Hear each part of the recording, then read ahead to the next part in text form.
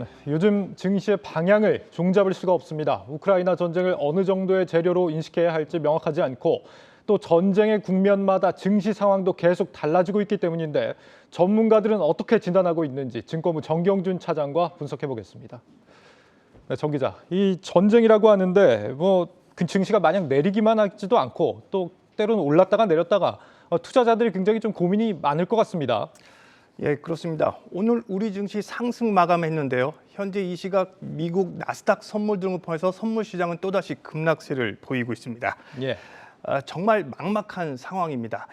그래서 저희가 큰 돈을 굴리는 기관 투자자 그리고 이 투자 일선에서 뛰고 있는 증시 전문가들에게 직접 물어봤습니다. 그랬더니 국내 증시는 이번 3월의 분수령이다 이렇게 대답을 했습니다. 당장 내일부터가 이제 3월입니다. 한국경제TV가 증시 전문가들을 상대로 긴급 설문조사한 내용을 정희영 기자의 리포트 먼저 보시고 얘기 나눠가겠습니다. 예. 이달 내내 각종 대외 변수에 국내 증시가 높은 변동성에 시달리며 다음 달 증시 전망에 투자자들의 관심이 쏠리고 있습니다. 이에 저희 한국경제TV는 다음 달 증시 전망을 증시 전문가 10명을 대상으로 직접 물었습니다. 3월 증시 향방을 가를 주요 변수로 FOMC를 꼽은 응답자가 9명으로 이달 주요 변수였던 우크라이나 사태보다 더 높게 나타났습니다. FOMC는 금리 인상을 기정사실화했지만 여전히 인상폭에 대한 불확실성이 남아있기 때문입니다.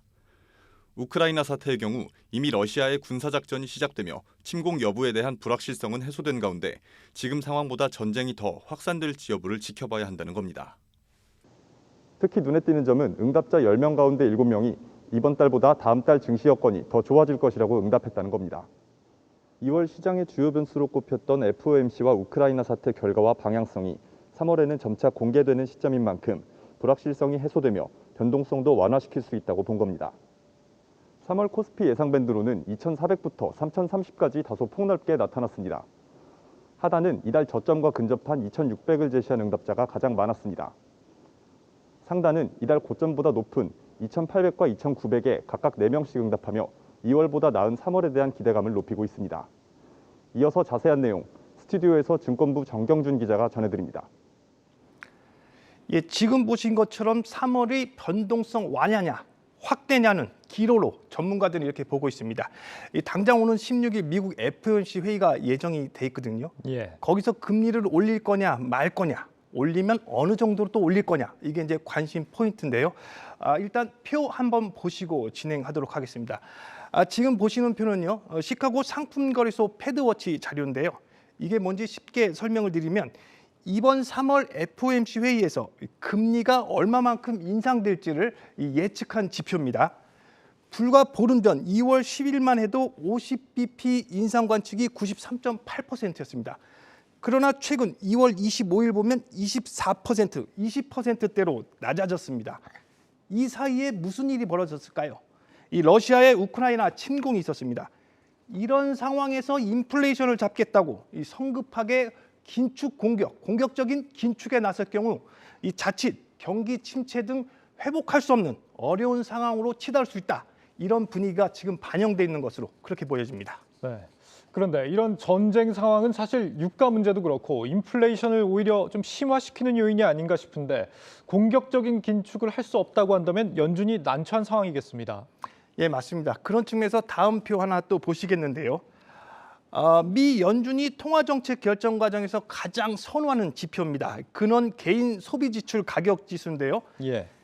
작년 10월 4.1%에서 올해 1월 5.2%까지 지속적으로 상승하는 추세를 보였습니다. 지속적으로 상승하면서요, 미 연준의 긴축 압박을 가하고 있다. 이렇게 보시면 될 것 같은데요. 이런 측면에서 미 연준도 고민이 깊어지는 대목입니다. 이런 상황에서 어떤 투자 전략이 유효한지 지수희 기자가 정리해봤습니다.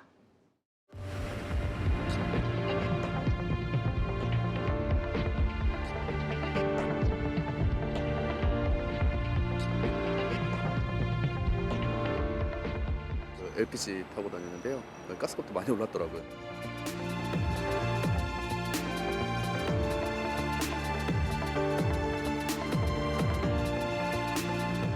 집값이 더 오를 것 같아서 순금만 나가요, 요즘. 꾸준히 쭉 올랐는데요. 27만 원대, 8만 원대 하다가 지금 29만 오늘 4천 원 나왔거든요. 인플레 공포를 시민들도 체감하고 있는 요즘 증시 전문가들은 워런 버핏의 제1투자의 원칙, 돈을 잃지 말라. 그리고 제2투자의 원칙, 제1투자의 원칙을 잊지 말라라는 이 원칙을 아무리 강조해도 지나침이 없다고 입을 모읍니다. 때문에 지금은 안전자산의 비중을 늘릴 필요가 있다고 강조하고 있습니다. 한국경제TV가 투자 전문가 10명을 상대로 진행한 긴급 설문에서 5명은 금을 안전투자처로 꼽았습니다. 유동성 축소와 전쟁 리스크가 부각되는 국면에서는 대체로 금이 좋은 성과를 거뒀다는 분석입니다. 실물 거래가 부담이라면 금 현물 ETF에 투자하는 방법도 있습니다. 최근 안전자산 수요가 몰리면서 금 현물 ETF는 지난해 말 설정 이후 순자산이 50억 원 증가했고 수익률은 6.8%를 기록하고 있습니다. 금이라는 자산 자체가 실물 자산이다 보니까 매매 관련해서 어떤 유통 비용이나 보험 비용 등의 기타 비용들이 좀 많이 필요한 상황이거든요. 분실이나 도난의 위험도 있는 자산이다 보니까 금현물 ETF 같은 경우에는 금을 매수하시긴 하지만 보관 자체를 이제 KRX에서 지정하는 집중 예탁을 통해서 예탁원에서 한꺼번에 보관을 하고 있다 보니까 이런 유통이나 보관에 들어가는 비용들이 현물 매수 시보다 월등하게 지금 저렴한 상황입니다.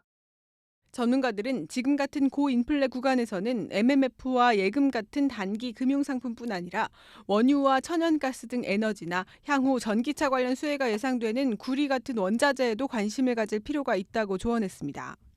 주식시장에서는 고정수익 확보가 가능한 리츠나 배당주를 우선 고려해야 할 투자처로 꼽았습니다.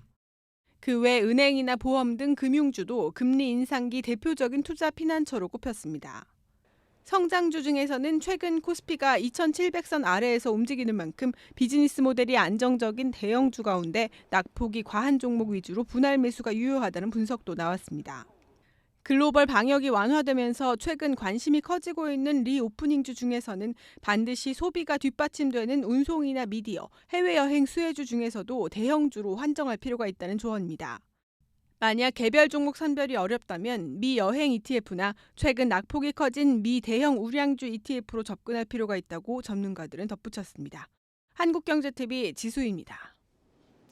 예, 증시 전문가들은 지금은 예측의 영역이 아니다, 대응의 영역이다 이렇게 주문을 하고 있습니다. 이 성급한 예단을 경계해야 하는 시기다 이렇게 보고 있는 거죠.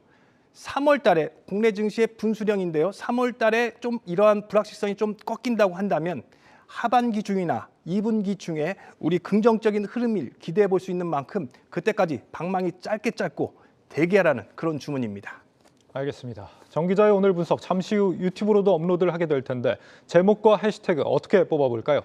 예, 방망이 짧게 잡아라. 반드시 기다리면 기회가 온다. 이렇게 잡도록 하겠습니다. 네, 방망이 짧게 잡아라. 알겠습니다. 증권부 정경준 기자였습니다.